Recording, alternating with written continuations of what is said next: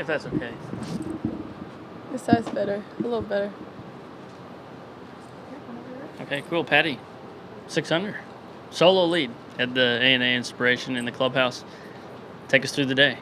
It was a pretty calm and relaxing day today. I just stuck to my game plan and, didn't get too greedy out there because I know it's a major. It's tough. The course is really tough. I was just being really patient and was waiting for putts to drop, and it did on the back nine, so yeah. A lot of talk this week about 18, no grandstand, how the course plays as a true island green. You made it look pretty easy. Knocked it out in two pretty simply. Take us through just what you hit, the approach shot, and just the overall kind of strategy you played that hole with. Well, first off, you have to hit a good drive there, which I did. I picked a really good line, missed it left a little bit here and there. It's probably like proximity to where I was going was, I'd say, 15 yards, which is really good for a driver to go that left of a target. And I mean, I have a 6 iron, so it's pretty much a long par 4. Mm-hmm. It's 178 to the flag. Just wanted to hit the green. I don't care about anything else. It's a pretty wide green, and it's a 6 iron, so it's always nice to have a higher ball flight into that green, and I was able to stop it just pin high. Yeah. Steve? Yeah, Patty, it seems like we're talking to you a lot early in the weeks. You're having some really fast starts. What are you learning, and how do you translate that into fast finishes? It takes a lot out here to just play well week after week, day after day. It's a really tough job, tough sport. Not every day is going to go your way. I mean, today wasn't, even though it's a 6 under, it was not a perfect golf.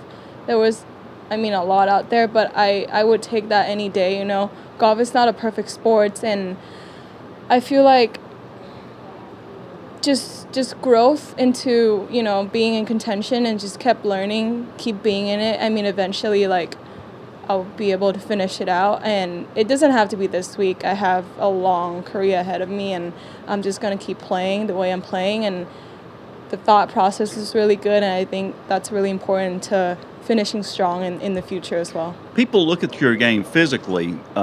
You hit it high, you hit it far, you've got a really good putting stroke, and they say, wow, she looks like she ought to win 10 times.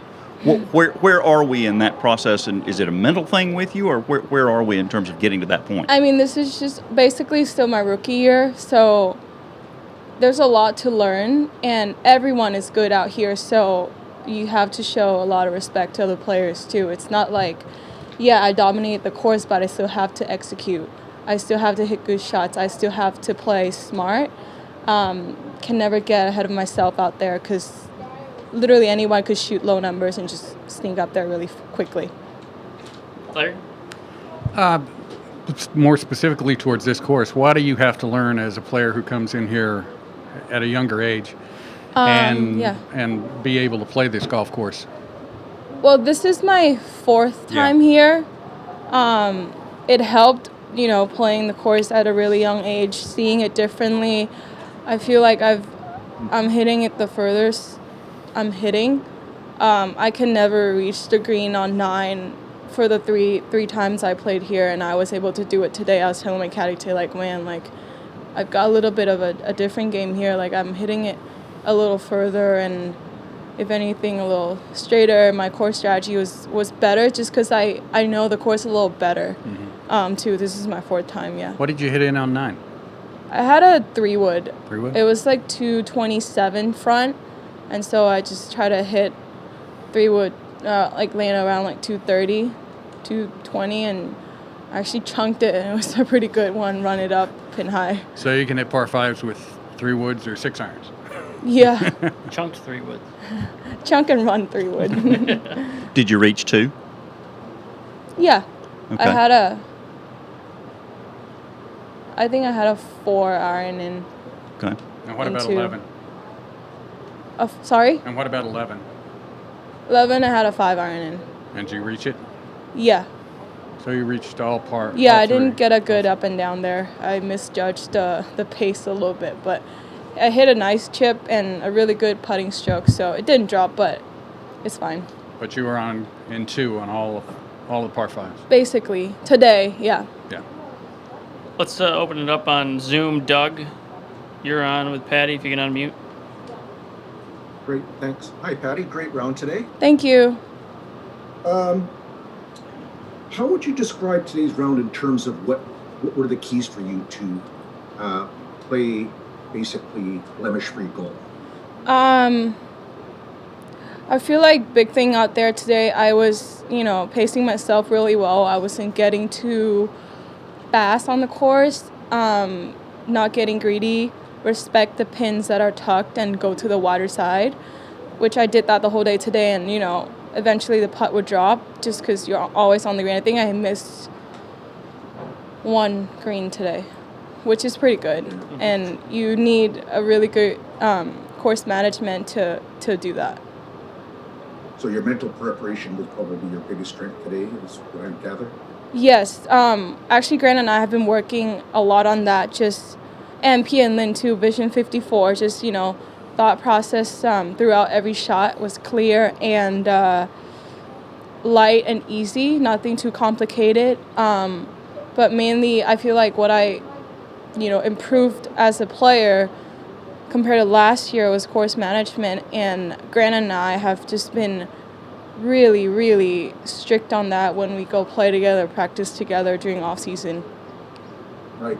You mentioned that, and last season was a little bit of a challenge for you at times.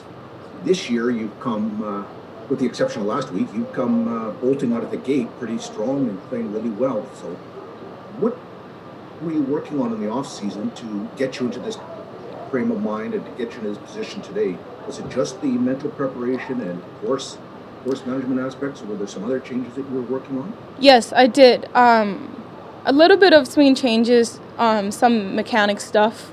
It was not easy during off season. I just remember not feeling it at all, just because I just couldn't figure it out, and I just kept doing the same thing that I believe it's gonna get me to where I want to be. Let's say I was working on my hand path a lot. I was coming like across and then shallow down, which is not good. A lot of deviation there. Grant just kind of straightened out my path, just up and down a little better, which makes my ball doesn't curve that much. It's always nice to hit, just a straight kind of baby draw, baby fade shots. Other than that, starting line and just, golf is a wholesome sport. It's not just mental. It's part of it mechanics too, but you have to even it out pretty good, and which I think I did a good job of that. Right. So you've got an afternoon tee time tomorrow. What do you do between now and then? Get a good practice in, a really quality practice. I'm not trying to tire myself out. I learned the hard way last year not to, to let it go and be really, really, to feel confident about your game enough not to just over practice. Because U.S. Open last year, I played really good on the first day, and it took a lot out of me. And then obviously second day I crashed, wasn't thinking straight, and was just making a lot of horrible mistakes and bad decisions. So that tournament I learned a lot just to conserve my energy, and I think that's really important. So I'm just going to do some light practice and go rest and not think about golf. All right. Thank you, Patty. Have a good day. Thank you. Thank you, Doug. A couple more for you, Patty. When you were on the Symetra Tour in 2019, I think with your talent level out there, especially, the one hurdle was getting that win. And when you finally stepped into the winner's circle, you kind of took off. What's the one hurdle out here that maybe you need to pass, similar to winning on the Symetra Tour? Yeah. That will take you to that next level. I told Grant this year, beginning of the year, I really want to win out here because I feel like my game's there, but just a little bit here and there that's missing. Even though I didn't have a good year last year, but I felt like a little bit here and there could save me a couple of shots that would have me made a cut, or just a little bit here and there, mental mostly, and then obviously I wasn't hitting it well, so that was a big difference. I really, like I said, I really want to win, but I can't force the win.